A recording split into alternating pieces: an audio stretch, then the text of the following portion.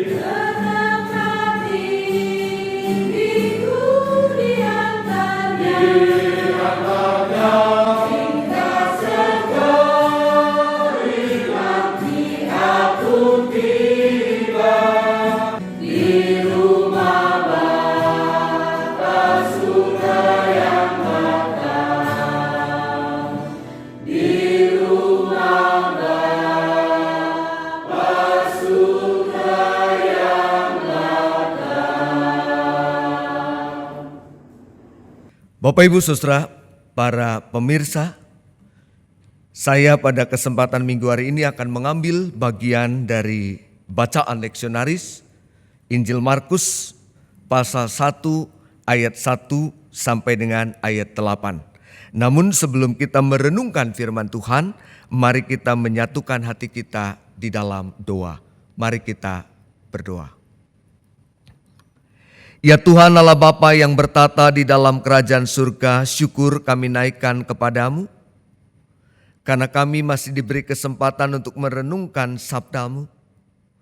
Dalam segala kerendahan hati kami memohon ya Roh Kudus, tolonglah kami, berkatilah dan mampukanlah kami untuk boleh mengerti dan memahami firman-Mu dengan baik. Kami juga berdoa bagi hamba-Mu dalam segala keterbatasannya. Pakailah dia, supaya dia juga boleh menjadi saluran berkat Tuhan untuk menyatakan firman Tuhan, kebenaran Tuhan bagi setiap kami. Berfirmanlah ya Tuhan, dan berkata-katalah, kami siap untuk mendengarkannya. Di dalam nama Tuhan kami Yesus Kristus, firman yang hidup, kami berdoa. Amin. Mari kita memperhatikan bagian dari Injil Markus pasalnya yang pertama. Kita akan membaca ayat 1 sampai dengan ayat 8. Demikian kata firman Tuhan. Inilah permulaan Injil tentang Yesus Kristus Anak Allah. Seperti ada tertulis dalam kitab Nabi Yesaya. Lihatlah, aku menyuruh utusanku untuk mendahului engkau. Ia akan mempersiapkan jalan bagimu. Ada suara orang yang berseru-seru di padang gurun, persiapkanlah jalan untuk Tuhan. Luruskanlah jalan baginya. Demikianlah Yohanes Pembaptis tampil di padang gurun dan menyerukan, bertobatlah dan berilah dirimu dibaptis dan Allah akan mengampuni dosamu. Lalu datanglah kepadanya orang-orang dari seluruh daerah Yudea dan semua penduduk Yerusalem. Dan sambil mengaku dosanya, mereka dibaptis di sungai Yordan.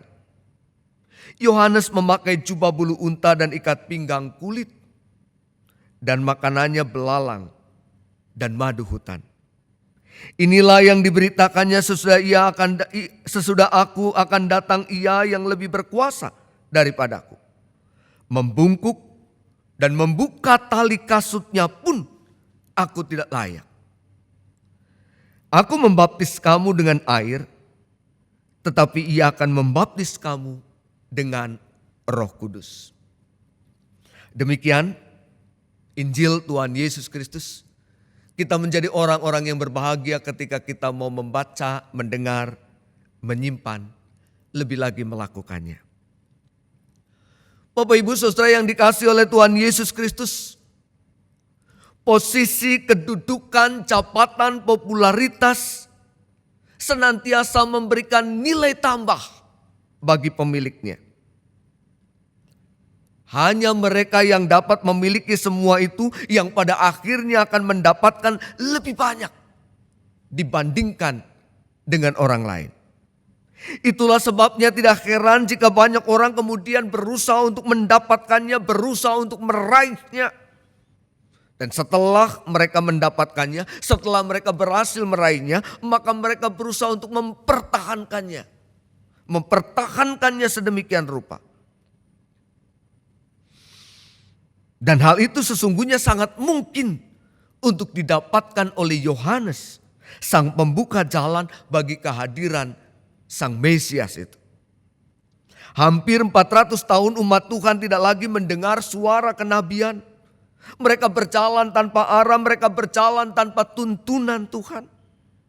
Lalu kemudian tiba-tiba muncul seorang bernama Yohanes yang menyerukan tentang pertobatan.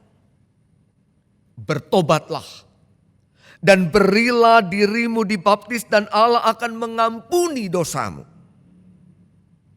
Seruan pertobatan yang Yohanes sampaikan itu ternyata direspon dengan sangat baik. Direspon dengan penuh antusias oleh umat Tuhan pada waktu itu. Ayat 5 pembacaan kita menuliskan, lalu datanglah kepadanya orang-orang dari seluruh daerah Yudea dan semua penduduk Yerusalem. Dan sambil mengaku dosanya, mereka dibaptis di sungai Yordan. Perhatikan saudara. Dengan cepat orang-orang menaruh percaya kepada Yohanes. Dia bukan saja diterima, tetapi juga dipercaya. Mereka menyatakan pertobatan dan kemudian dibaptiskan. Saya kira ini bukan sesuatu yang sederhana. Yohanes dengan demikian sebetulnya mulai memiliki pengikut. Para pengikut yang memposisikan Yohanes sebagai pemimpin spiritual pada waktu itu. Para pengikut yang memposisikan Yohanes sebagai figur karismatis. Yang sama dengan nabi. Di situ sebetulnya Yohanes memiliki peluang. Dia punya kesempatan untuk membangun popularitasnya. Namun ternyata hal itu tidak dilakukan oleh Yohanes. Dia tahu siapa dirinya. Dia menyadari keberadaan dirinya. Dia tidak lebih hanyalah seorang utusan. Dan dia cukup bahagia menjadi seorang utusan. Dia cukup happy dengan posisinya. Dia bersuka cita dengan perannya sebagai seorang utusan. Seorang utusan yang mempersiapkan jalan bagi dia yang akan datang yang jauh lebih mulia. Seorang utusan oleh karenanya tidak lebih terhormat dari dia yang akan datang. Yohanes mengatakan, sesudah aku akan datang ia yang lebih berkuasa daripadaku, membungkuk dan membuka tali kasutnya pun aku tidak layak. Saudara-saudara, Yohanes dengan sadar memilih posisi untuk tetap menjadi utusan. Sekalipun pada waktu itu sangat memungkinkan dia mendapatkan lebih daripada sekedar seorang utusan. Dia bisa mendapatkan popularitas, dia mendapatkan pengikut, dia mendapatkan orang-orang yang mempercayainya. Namun dia tidak memanfaatkan peluang yang datang itu. Dia tidak memanfaatkan dukungan banyak orang. Sungguh sangat berbeda jika dibandingkan dengan situasi di sekitar kita saat ini. Di mana orang cenderung berebut posisi, berebut kedudukan demi untuk mendapatkan gengsi, demi untuk mendapatkan penghormatan. Yohanes bahkan dengan sadar merendahkan diri sedemikian rupa sehingga untuk membuka tali kasutnya pun dia katakan, dia tidak merasa berlayak terhadap dia yang akan datang itu. Jalan yang dipilih oleh Yohanes adalah jalan yang penuh dengan paradoks. Jalan yang kelak akan diambil juga oleh Yesus. Henry Nouwen pernah berkata, jalan Yesus adalah jalan yang penuh dengan paradoks. Itulah jalan yang menurun dan terus menurun sampai pada salib. Bagi Yesus yang terutama adalah bukan kedudukan. Bagi Yesus yang terutama adalah bukan jabatan, bukan posisi, bukan gengsi, bukan kuasa dan bukan nama besar. Dan itu yang dinyatakan oleh Yohanes saat itu sebetulnya. Buat Yohanes yang lebih penting adalah ketika dia dipercaya menjadi utusan. Buat Yohanes yang lebih penting adalah kesempatan untuk dia bekerja dan mempersiapkan setiap orang untuk menjadi pantas saat menyambut kedatangan dia yang akan datang.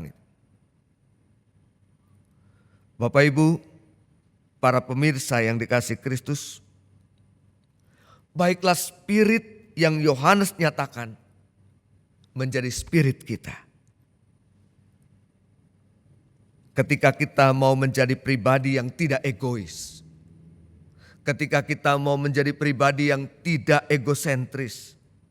Melulu mencari dan memusatkan segala sesuatunya hanya kepada diri sendiri tetapi kepada Dia yang kita layani, Dia yang datangnya akan kita sambut. Hanya dengan cara demikianlah maka kita akan aktif melayani lebih daripada menyibukkan diri melakukan pencitraan demi untuk menarik banyak simpati, demi untuk menarik banyak orang. Kita akan bergerak.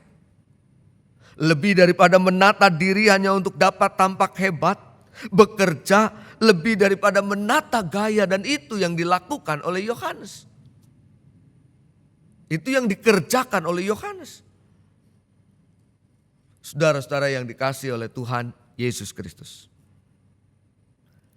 Dalam ayat 8 pembacaan kita, Yohanes mengatakan demikian, mengatakan penegasannya. Aku membaptis kamu dengan air, tetapi Ia akan membaptis kamu dengan Roh Kudus.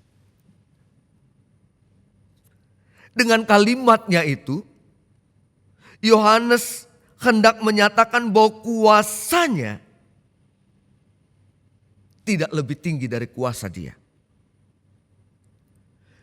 Kuasa Dia yang akan datang, yang sekarang Dia persiapkan jalannya, jauh di atas kuasanya.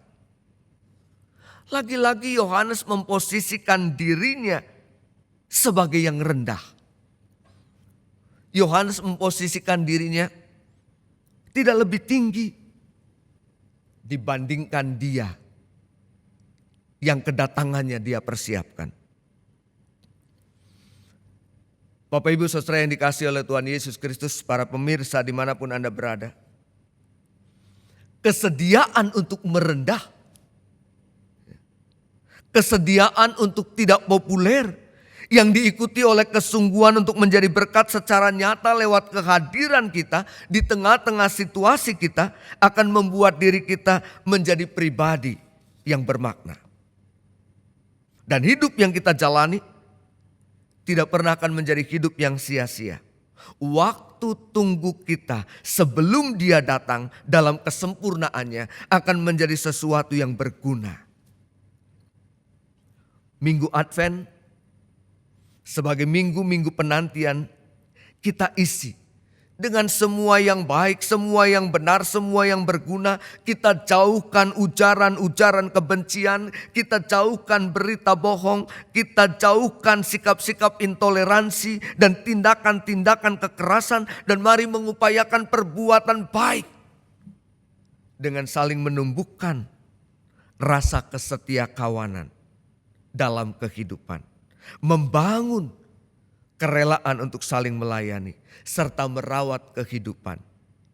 Karena Dia yang akan datang adalah Dia yang agung, Dia yang penuh kasih, Dia yang besar, yang di dalamnya setiap kita menyambutnya dengan kepantasan.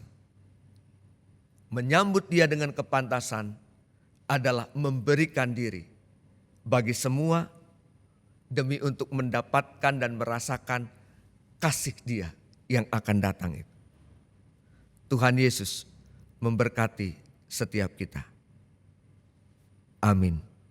Bapak Ibu Saudara, mari kita sekarang menyatukan hati kita di dalam doa. Mari kita berdoa.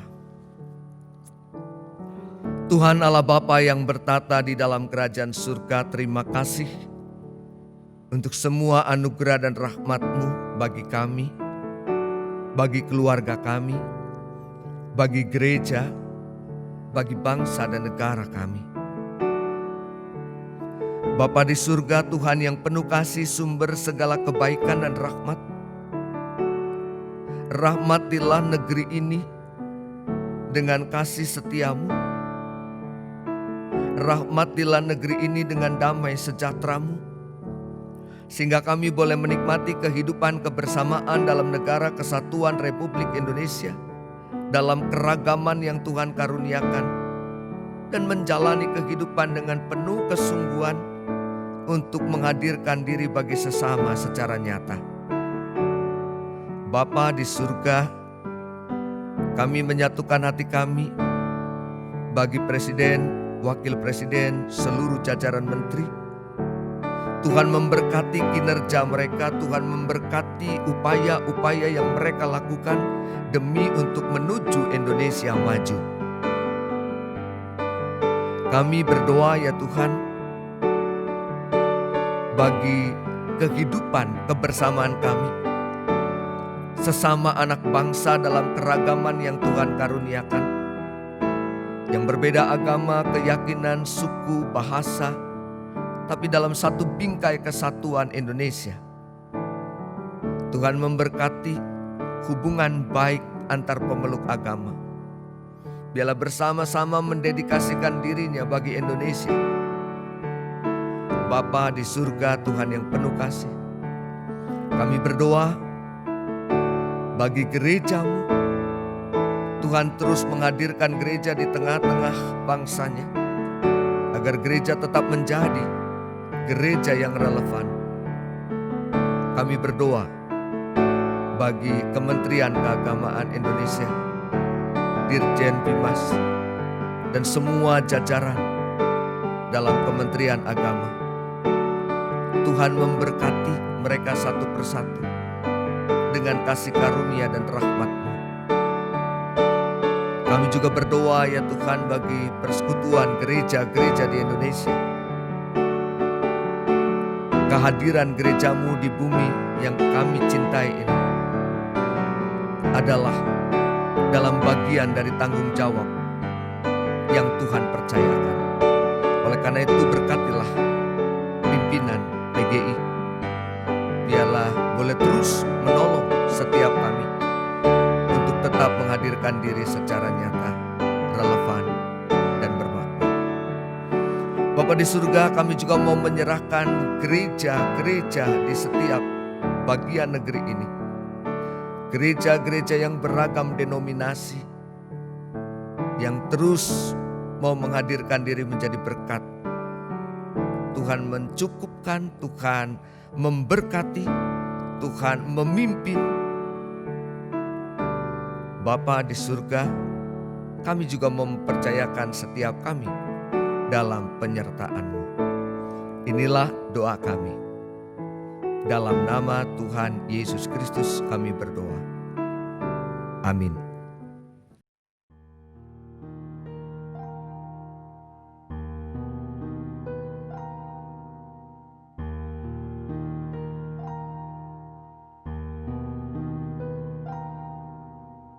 He chose me before the world was formed. He chose me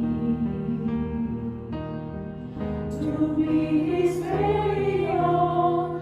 He made me, then let me choose my way. I chose to move away. He loved me when hope had taken wing. He loved me when I lost everything. He brought me. Redemption's work was done through Jesus Christ, His Son.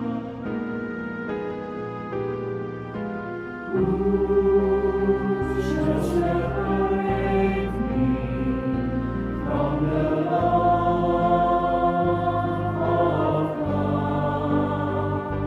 Shall peace of tomorrow? Pain or sorrow, Can the need of food or earthly possessions, the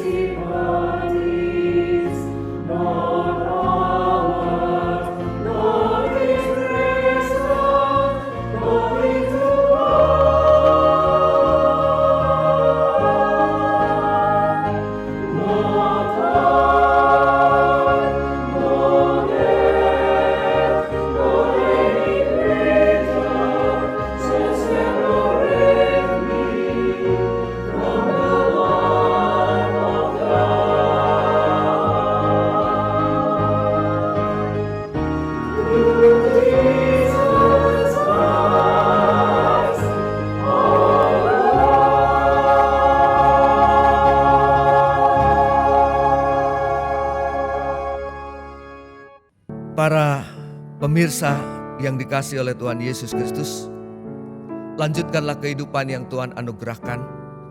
Terus jadi berkat dimanapun saudara ditempatkan, dan hadirlah damai sejahtera Tuhan di bumi yang kita cintai ini. Sekarang terimalah berkatnya. Kasih karunia, anugerah, dan damai sejahtera dari Allah Bapa dalam persekutuan dengan Tuhan Yesus Kristus dan penyertaan Roh Kudus menyertai setiap saudara dari sekarang ini sampai selama-lamanya. Amin.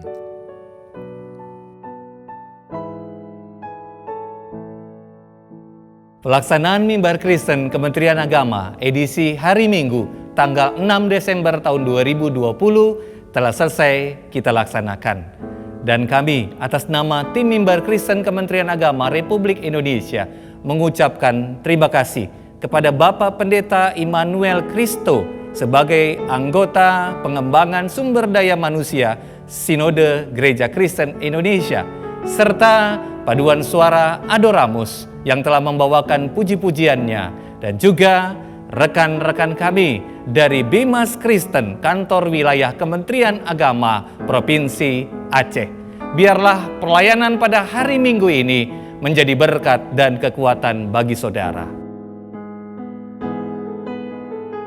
Mari kita terapkan protokol kesehatan dalam kehidupan pribadi, keluarga, dan masyarakat. 4M. Menggunakan masker.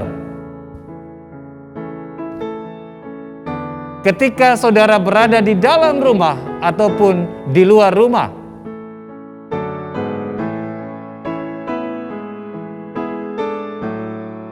Dan selalu menjaga jarak dengan orang lain dan sesering mungkin mencuci tangan dengan sabun dan air mengalir serta hand sanitizer, dan juga tetap menjauhi kerumunan. Nantikan Mimbar Kristen Kementerian Agama edisi hari Minggu tanggal 13 Desember tahun 2020. Dan jangan lupa tetap kunjungi website kami, Instagram kami, dan YouTube kami. Komentar, like, serta share saudara terus membawa semangat bagi kami untuk pelayanan Mimbar Kristen Kementerian Agama Republik Indonesia. Tuhan Yesus memberkati. Shalom.